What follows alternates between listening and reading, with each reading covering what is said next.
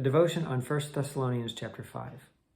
A few weeks ago, we were looking at 1 Corinthians and Paul's words at the beginning of that letter.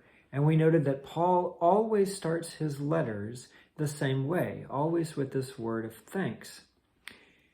So too, Paul ends his letters very consistently. He's always ending his letters with some sort of encouragement for people. This is how you live the Christian life. This is how you live as God's people. This is what you are to do. And we see that here in 1 Thessalonians as well.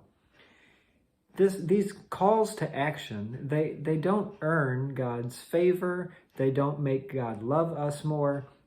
Really, they are in response to God's love for us, a love that he demonstrated through Jesus Christ, who lived and died and rose again, that we might have forgiveness, life, and salvation. So in response to that grace, then we get to live as God's people in the world. And this is how Paul tells us to live. He says, rejoice always, pray without ceasing, give thanks in all circumstances, for this is the will of God in Christ Jesus for you. Rejoice always, pray without ceasing, give thanks in all circumstances.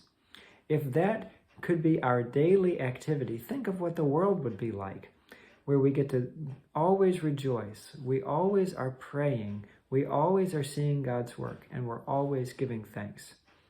And certainly we fall short of that. But this is what God calls us to do in Jesus Christ. This is the joy that we have, the response that we have to be able to live out God's will for the world. And that's how we make God known. That's how we tell people about Jesus, by rejoicing, by praying, and by giving thanks in all circumstances. That is what God's will is for the world, and we get to live that out by God's grace through faith in Jesus.